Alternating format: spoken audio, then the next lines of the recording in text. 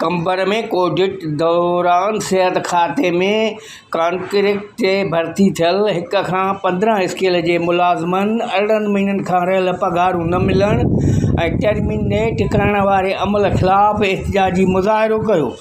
उन मौक़े ते मुज़ाहिरीन सज्जाद अब्बासी, अली यासिर मंगी, ज़ुबैर मग़ज़ी, आसिफ़ बुरोही मीडिया सां दाहींदे चयो त असांखे 4 साल अॻु कोविड एमरजेंसी दौरान 18,000 रुपया माहवार पघार जे हिसाब सां कॉन्ट्रैक्ट ते भर्ती कयो वियो हुयो।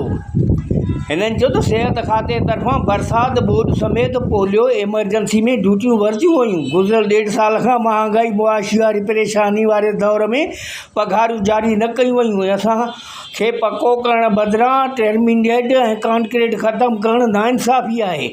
हिननि वज़ीर आला सिंध, सूबाई वज़ीर सिहत ऐं अख़्तियारियुनि खां मुतालबो कयो त टर्मिनेशन लेटर वापसि वठी रेगुलर करे रहियल पघारूं ॾेई परेशानियुनि खां बचायो वञे। कैमरामैन शोएब अहमद खोसो सां गॾु मोहम्मद मिठल, कोशिश डिजिटल, कंबर।